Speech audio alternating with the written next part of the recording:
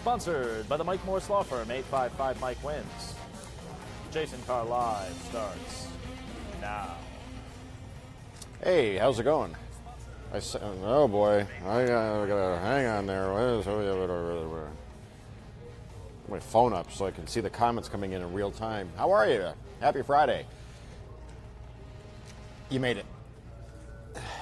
It's the end of the week. Tomorrow's April Fool's Day when we all find out the giraffe just had indigestion. What are the odds on that? You know, there's all sorts of conspiracy theories going on about what's actually going on, if she's pregnant at all. So we'll see tomorrow. Can you go kill our music? Let's see.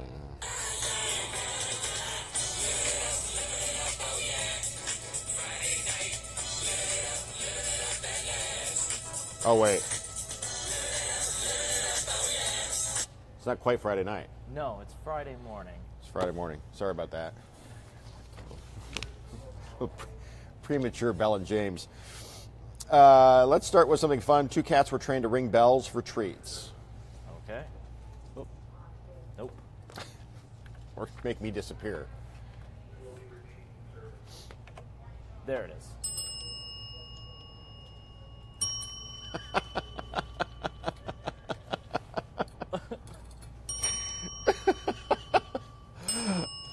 Oh, boy.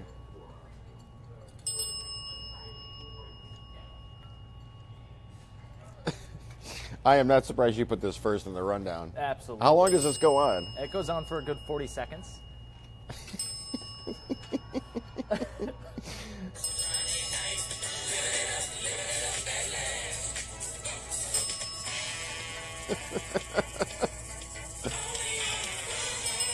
Only on a Friday, Pat's ringing bells. Never on a Saturday.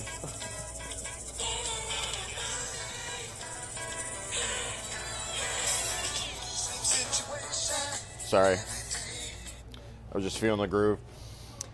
Okay, can you believe this? 4 people were rescued near the Redondo Beach Pier in California when their sailboat capsized and crashed into the pilings Thursday evening. Once you see the video, go ahead and take it, Jen. Yeah. The crash happened just after 7 p.m. when the sailboat was attempting to head out in high winds, and the high winds froze the video so that we can't play it. It does seem like that, doesn't it? Meteorologically, that's called a frozen video effect due to nautical interference from King Neptune and harpies and mermaids. Look at this. Now, when they start to go over, when the boat capsizes and you see the human occupants ejected, and then you see the boat impact on the pier pilings, you're like, there's no way that the people walked away from this. But I guess just scrapes, bumps, yeah, bruises, and scrapes. Barely injured. I have a second video from a different. You have a different angle? If it'll play. If not? Yep, nope, it won't. Okay. Okay. Do we have the Atlanta fire? I have that, though. Okay. A large fire beneath I-85 in Atlanta caused a section of the highway to collapse, flames shooting up through the interstates, stopping rush hour traffic and destroying a part of the road. Several fire crews responded to get the blaze under control. Black smoke could be seen for miles, pouring into the sky. They had to shoot foam onto the highway to get this under control. Part of I-85 is now shut down in both directions, causing a major traffic jam on one of Atlanta's busiest highways. And we know how traffic congested Atlanta is. We've heard. Yeah. I mean, if they get an ice storm, you know, a freezing rain kind of situation, the city's paralyzed. So I can't even imagine. 1, 2, 3, 4, 5. How many lanes is that? 6 lanes? Yeah. Can't even imagine what's going on there. Nancy wants to know why the people in the boat would even attempt to head out in those waves. Yeah, it was a high wind day. It really looked like dangerous conditions to be out there, but they attempted it and it didn't work out well. Good morning, and thank you to all of you who watched Live in the D after hours last night at 8 p.m., 8 to 8:30 right here on Local 4, preempting NBC programming. The show called Superstore is what we normally would air there. Instead, we went local as WDIV has done historically, and we did very well. Yeah, you know what? I caught a little bit of it. It was fun. Yeah. Thank you for those of you who watched. We held our own and then some, so I think they're happy upstairs. Okay, here we go. Warren Mayor Fouts finally talked to Local 4, to WDIV. He invited us to come talk about his one-day early State of the City being on tape as opposed to being done live in front of a crowd. He talked to Jermont Terry, but then when Jermont tried to ask him about the alleged horrible things that were allegedly caught on tape, Mayor Fouts' voice being judged by experts, he said, I don't want to talk about that. I'm not here to talk about that. I'm here to talk about the state of the city. Do we have soundbite? Yeah. Okay. You're touting the great things that you've done with hiring African Americans, but there are tapes out there that start that. Well, now remember. Remember. I'm going to ask a question here. Let me ask the question. All right. There are tapes that allege that it is your voice on those tapes. Okay. Making disparaging comments about African Americans. Excuse me. Can I interrupt a minute? Let me just finish. Yeah, the question. but my understanding was this was just about the state of the city. That's what I explained it. I am not going to detract from the state of the city. I'm talking about the state of the city. Right, and I'm the not state of the talking city about, was addressed in the pre-tape. No, but I understand, Jermont, with all respect, I agreed to this interview to discuss the state of the city and nothing else. This is my focus. I'm very proud of all the achievements we're doing. And, sir, with all due respect, we have been trying to talk to you for several weeks. I understand that, Jermont, I am going to state it clearly now. My understanding is, Jermont, I'm going to discuss the state of the city, and the state of the city is great. All right, we well, have let's the talk strongest. About the state of the city. We have the strongest fund balance in the state. ClickOnDetroit.com. We just. All right, Jermont. No, we're talking about the state of the city. Jermont, I want to talk about the state of the city. Right. I already talked with Matt Triplett. The interview was about the state of the city. That was it. And I'm asking you questions about the state of the city. No, the state of the city has nothing to do with the tapes. No, I'm asking you about our survey. ClickOnDetroit.com. Okay, but I understand, Jermont. Just had a survey where we asked the people in Warren and online whether or not they think it was right for you to do a tape interview. I don't care about the state of the city survey. What I care about is discussing my state of the city. With all due respect, Jermont, I appreciate Mayor, it. was that you on the tape? No, that was not me on the tape. But that was a manufactured, engineered tape. You can do it by Adobe software. You can do it by a number of things. And not only that, only my voice is identified in the tape. No one else is. And I'll give you two. Wait a minute. Let me answer. Let me answer the question. Because we really want to hear from you at this point. All right. Two answers. Number one, I have the presumption of innocence, number one. Number two, I've already said that is not my voice and that is a manipulated, manufactured tape. And number two, I have the right to confront my accuser, and no one has come forward. Do you know who made the tape? I have no idea, except I will remind you of this, okay, yes, Jermont? Get to it. I mean, obviously, you're touting the great. We needed a moment of levity after that. So, Jason, you were there initially trying to track down the mayor, and he infamously sort of went out the back door and kind of hit around the corner and that sort of thing. What do you make of all that? Well, Jason Colfer. Many things. First of all, kudos to Jermont Terry for getting in there and finally allowing us to ask those questions, because he has talked to some reporters around town in spots, but you heard him say, I only agreed to talk about this. We never agreed to only talk about the state of the city. Local 4 would never have done that, number one. Number two, yes, the mayor is right. He does deserve the presumption of innocence, but he has to go further than that. He has said this tape is a fake. He explains how it could be engineered, but he has said he would prove how it was done. He has never done that. Because we've talked to people who say that is incredibly expensive. It's incredibly elaborate to try and do that. And the other thing, to say he has the right to confront his accuser, but he said he didn't know his accuser. City Councilman Ron Papandrea told me they do know who this employee was. So I would have said, I think you do know who this person is.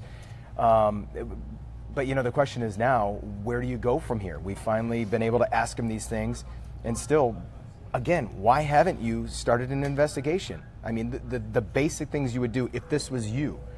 what is you would file, you would order an investigation. You would probably sue the person who did this. Right. Artist Sanchez on Facebook says, if it wasn't Fouts on the tape, why is he hiding and dodging the media and the people of Warren? Why is he lurking around corners and... Because well, for reasons like this. And technically he's true. He hasn't completely hidden, although the day we were there, he was literally hiding and going back in his office and running out the back door. But he has talked to certain reporters under conditions they don't ask about these tapes.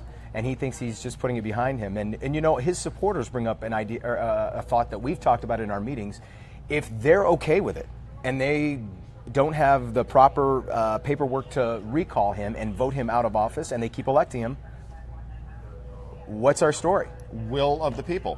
Yeah, the city is fine with him doing a great job, and by all accounts, Mayor Fouts does a great job in Warren. He answers the calls all the time. He answers his telephone all after night. hours. But, I mean, that video that you and Alex got of him ducking out of that awards ceremony, and just kind of like blowing off the guy he was giving the award to, and then, you know, I got a thing. That. I just think it says so much. You're the mayor of the third largest city in Michigan, and good point. Clearly, if this is not your voice, you should face the media and say, look, it is not my voice. I don't know how this happened. Go talk to this person, go talk to that person, but I've ordered an investigation. I'm planning to sue this person. I don't know what more you want me to do. And then you really think, well, he really doesn't have much more he can do other than he can say, I never said that. All right. Jason Colthorpe, everybody. Have a great Friday, everybody. Don't forget you're mic'd. I am mic'd. I will see you guys on the beach. Thank you, sir. Here's something you don't see very often at a baseball game. In the fourth inning, bees took up residence on a microphone attached to the backstop at the Rockies-Padres game in Peoria, Arizona. Then in the ninth inning, things got even crazier. A swarm of bees invaded the infield and stopped the game for a short time. Has this just ever happened before? Crazy. I mean, yeah. I mean, a bee delay? I think there has been. I really do. I mean, I've seen stranger things, right?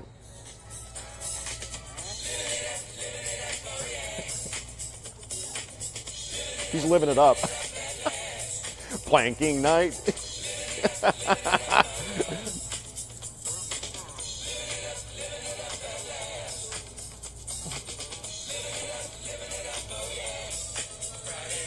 Friday night. How's everybody doing out there in interwebs land? As we look at this rich and compelling video of a swarm of bees on a microphone picking up ambient sound at a baseball game. God, I love that song. Bell and James, 1979. Living it up, oh yeah. Friday night. Just got paid. It's Friday night. Oh boy. This is epic. Whoever is operating Wendy's Twitter handle. McDonald's tweeted out yesterday, today we've announced that by mid-2018, all Quarter Pounder burgers at the majority of our restaurants will be cooked with fresh beef. Wendy's responded at McDonald's, so you'll still use frozen beef in most of your burgers in all of your restaurants? Just asking for a friend. Just asking for a friend.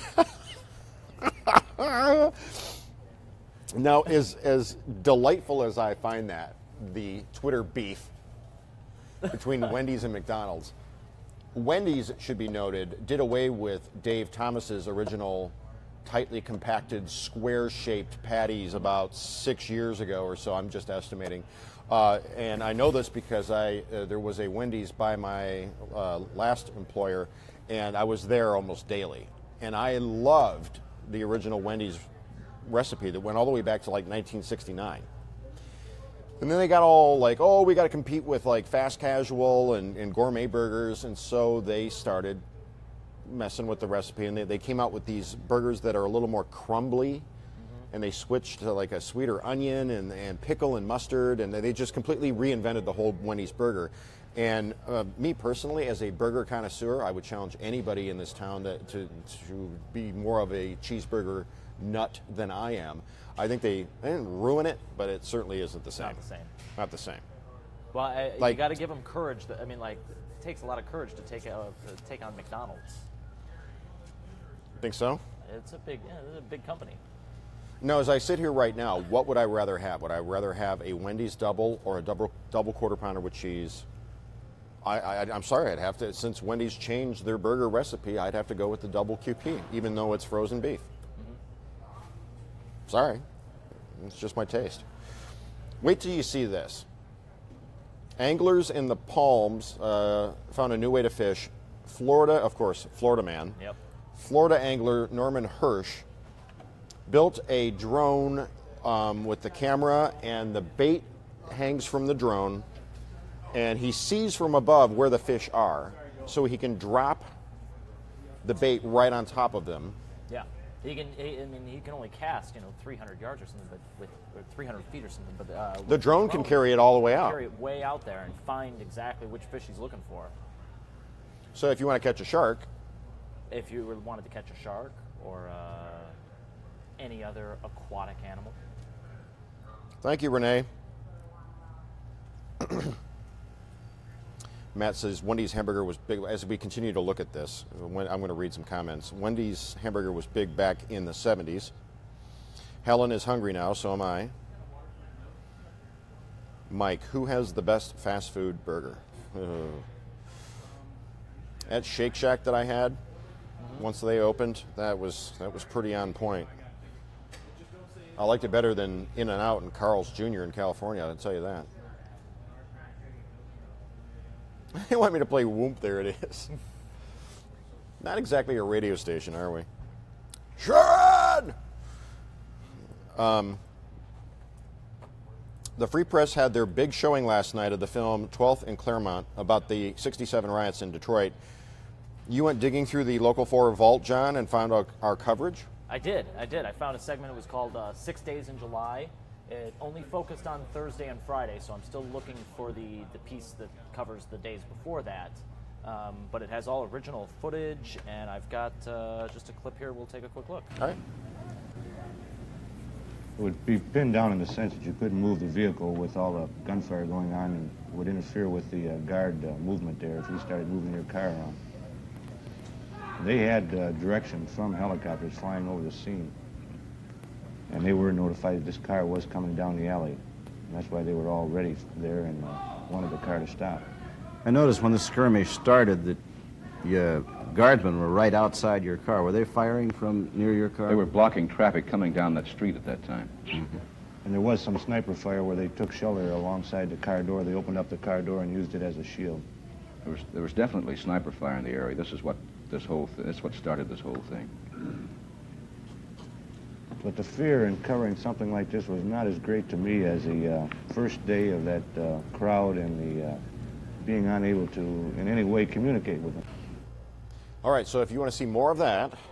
The whole thing, I've got the whole 30-minute segment on Click On. The entire thing is on clickondetroit.com. Yes. What do they search for when they're done with us right here? It's going to be on the homepage, but yeah, if you just search 6 Days in July or 67 riots, one of those keywords. All righty. Returning to our Friday funny, the cats with the bell. Mm-hmm. Or the cats with the bells, I should say. Have it?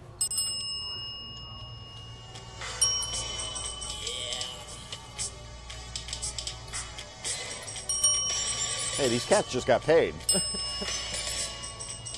It's like a cash register ringing for them.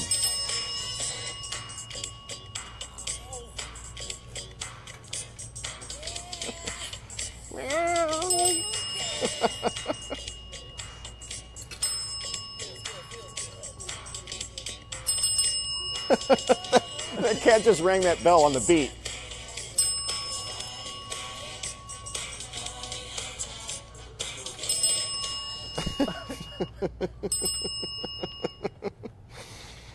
Meow, meow, meow.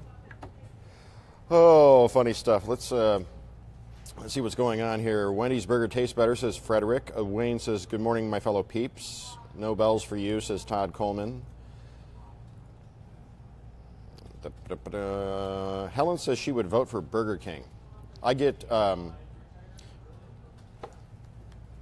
among my circle of friends and family, everybody knows that once upon a time, Taryn and I were on our way up north, and we were hungry, so we stopped at the Clio Road exit off of I-75, which I think is exit 57 or 157 or what, it doesn't even matter.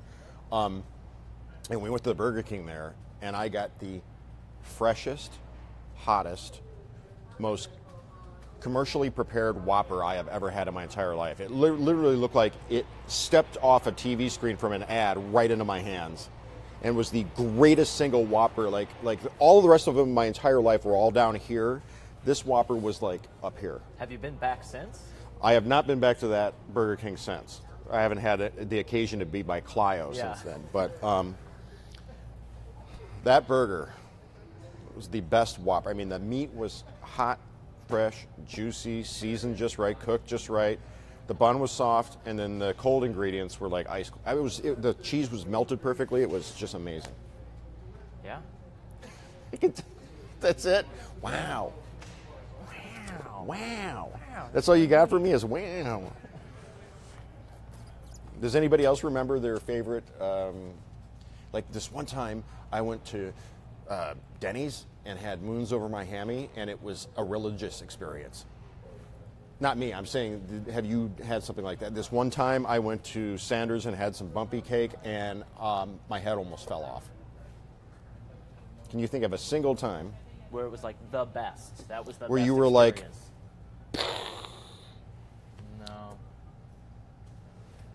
No, not once. Out. Nothing.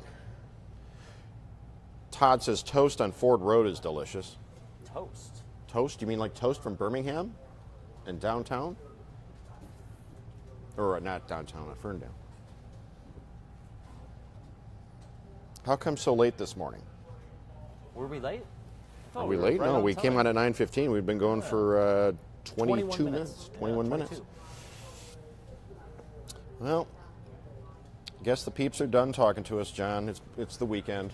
Yeah, it's a Friday. It's a Friday. Mm-hmm. Everybody's all, hey, what's going on, man? It's Friday night. Gary and Pam Sprouse says, Burger King's good. McDonald's fries are better.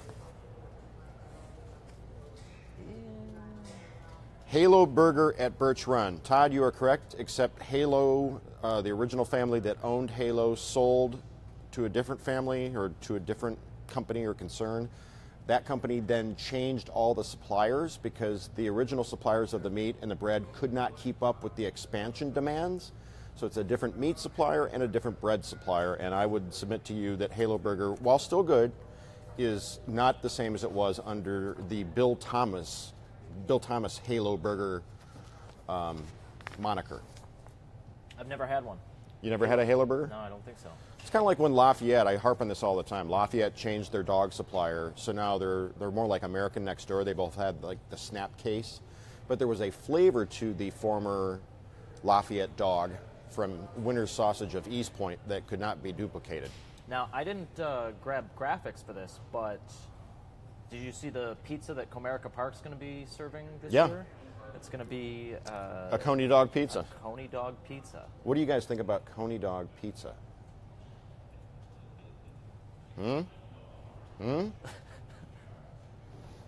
Chili sauce underneath the cheese, and onion, mustard, and hot dogs on top of the cheese. Coney Dog pizza.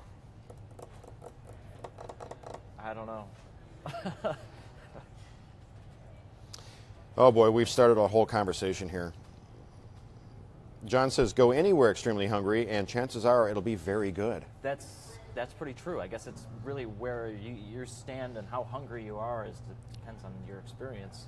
Carol insists that John's Bar in Munger, like Munger the Potato Fest, has great burgers.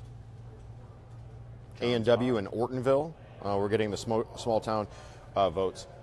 Yeah, I mean, then you start talking about different bars and that kind of scene instead of fast food. Like, I think Miller's in Dearborn is probably one of the best. Miller's? Miller's, mm-hmm. And Howell's. Howell's used to have a great burger, but then it burned down.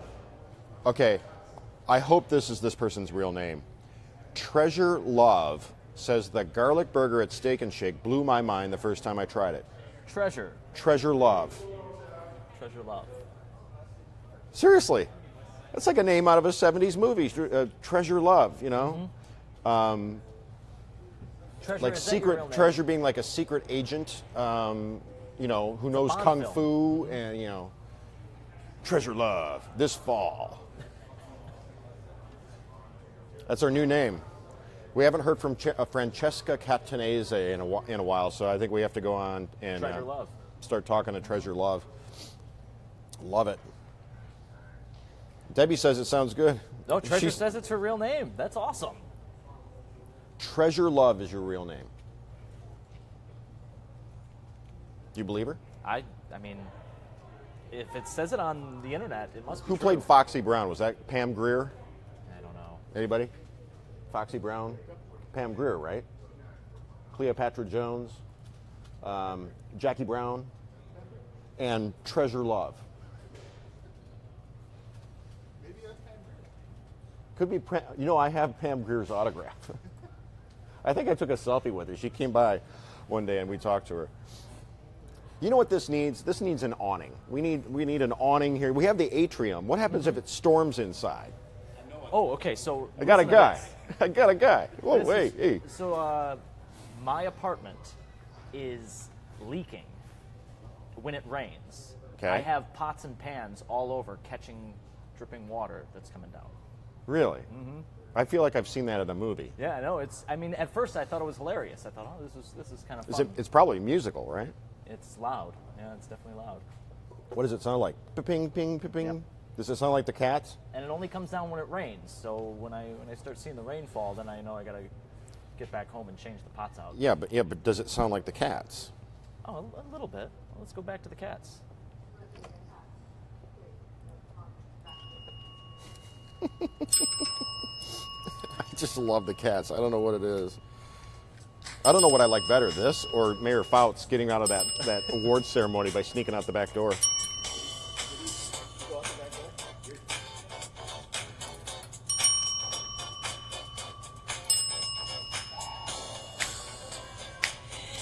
Oh yeah, meow, meow. What do you think they're giving? What kind of catnip is that? I can't think of what the treats are called.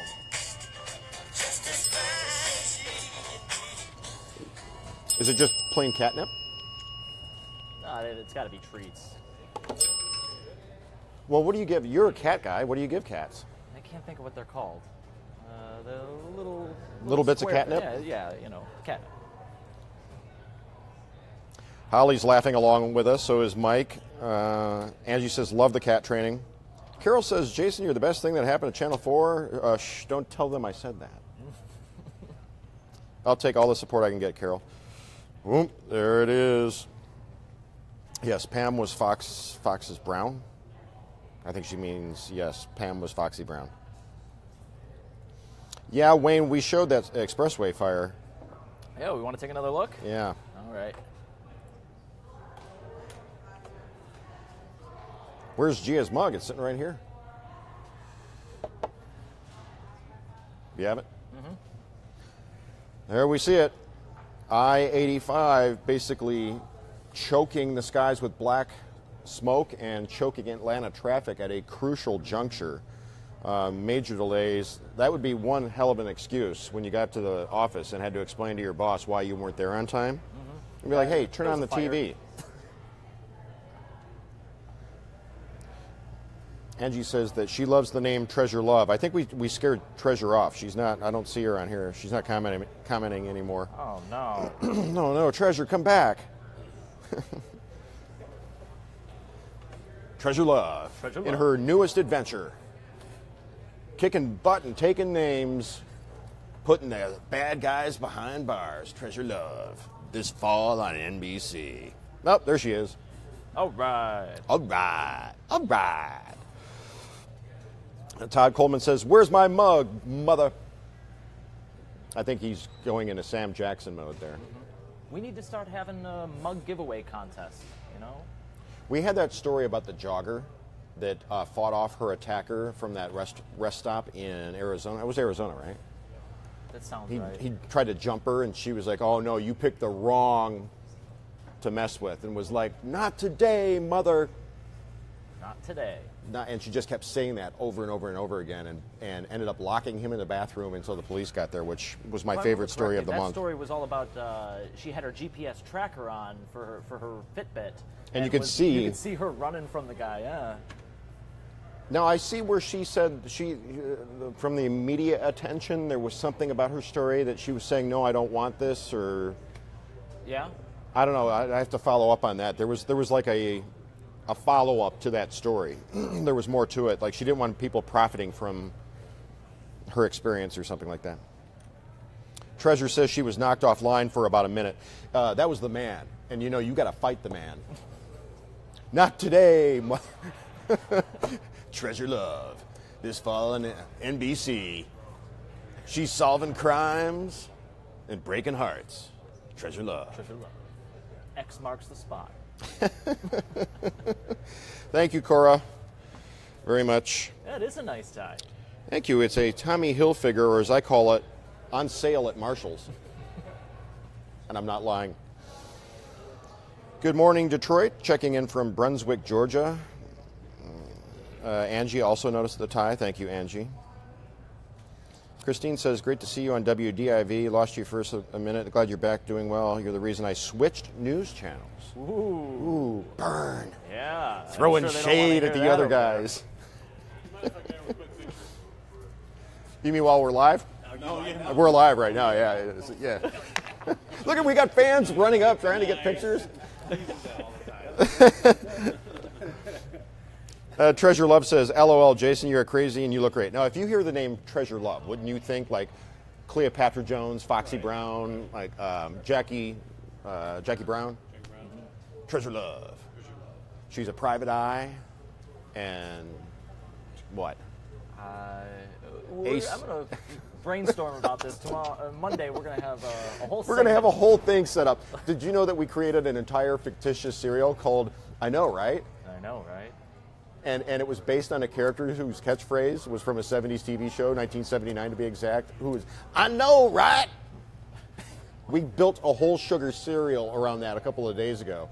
And only somebody who was a loyal viewer of this television program, would remember that we have a cereal that we have to create now called I Know, right? It's going to be big. It's going to be huge. Huge. What would you put in I Know, right cereal? You'd have to combine different pre-existing cereals in order to come up. Cereals. You got to have some Captain Crunch. You got to have some marshmallows. It's got to be chocolate, but also some Crunch Berries. And maybe some Raisin Bran, something hearty. Oh God, that sounds horrendous. I will pay you a crisp $5 bill if you create I Know, right cereal this weekend. I'll $5. I'll give you $5. I'll give you a fin. Well, I'm going to bring in some milk on Monday. Grace Slick is another great name, as is Francesca Catanese. The name is Love, Treasure Love, 007. Good morning, Treasure, from Laura Vanderwerken. We haven't heard from Kathy Generalovic. In a couple days, yeah. We got Leaping Lizards back here. I have no idea what he's talking about. Yeah, I'm curious. You hear these things in the newsroom. Someone says something, calls it out. We've got a breaker. We've got leaping lizards. And you wonder. Yeah, Dave, you want to come fill us in? What's going on? Carr crashed into a daycare in Waterford. And? Nobody's hurt inside. What's it called? The name of the daycare is Leaping Lizards. Okay, so we have new information into the Local 4 newsroom. On a serious note, a car has crashed into a daycare in Waterford called Leaping Lizards. Thus far, no reports of any injuries. No, but the driver was... Injuries to the kids, but the driver. Okay. The driver, sadly, was killed in that incident, but none of the kids were hurt at the Leaping Lizards daycare. That just coming into the local. Is that updated on Click On? All right, and here in a few minutes, David will be adding that to clickondetroit.com under the news tab on the homepage, so you can read about that. Again, new information coming in, breaking news into the Local 4 newsroom. A car has run into the Leaping Lizards daycare in Waterford, correct? Okay, none of the kids there reportedly were injured, but the driver of the car was killed. Police still investigating. Coming up at the top of the hour, we have Live in the D, Friday edition, with myself, Chuck, and Tati on the heels of our appearance in prime time last night, which went pretty well. I caught the first 30 minutes of it. You know, you look at it and you think, oh, we could have done this, we could have done that. I should have said this, I should have done that. You know, it was over like that. It was a half hour and done. I mean, people were sending me messages on social media saying, Oh, yeah, only 30 minutes? It should have been longer. I was expecting a whole hour. I would have thought it was going to be live PD is usually an hour, right? It did well. I can't disclose the proprietary or Nielsen ratings information, but it did well. So we will probably do a sequel. Again? Oh, good. Yeah. Good. Okay. Now, will this take place at Cliff Bell's? No. Cliff Bell's. Cliff Bell's. Yesterday I was giving John a hard time because you would say, okay, so the place that we taped that was Cliff Bell's. And he was calling it yesterday Cliff Bell's. I don't hear the difference. Cliff Bars. Cliff Bars. Good morning, everyone. Thanks for the compliments on my name. Sending loads of tea love to you all, says Treasure Love. She's our new mascot. We're going to use this name all the time. I promise Monday we're going to have a segment. Treasure Love is like, she's staff announcer, permanently on vacation. Treasure Love used to be the one to say, and now live from the Local 4 studios in downtown Detroit, it's the 9:15-ish, a.k.a. Jason Carr Live. And then she went on permanent vacation, and somehow through a quirk in payroll, kind of like Milton in Office Space, she keeps getting a check and taunts us by showing up on our feed.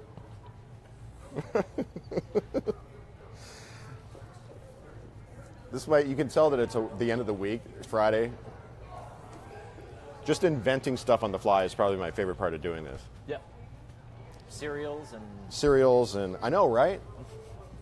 Now with extra bits of marshmallow. They thought it was funny. Treasure says, LOL, I wish. Everybody, have a great weekend, and we will see you back here on Monday bright and early for producer John Steckroth. Oh, get a shot of yourself. Take a camera shot at least. There he is.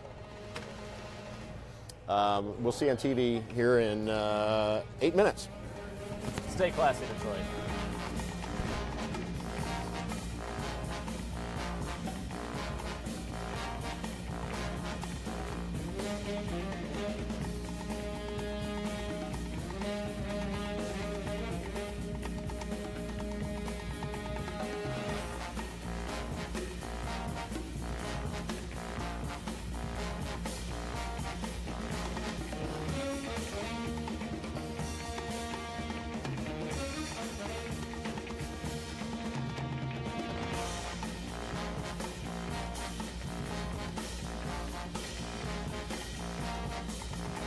Jason Carr Live was sponsored by the Mike Morris Law Firm, 855 Mike Wentz.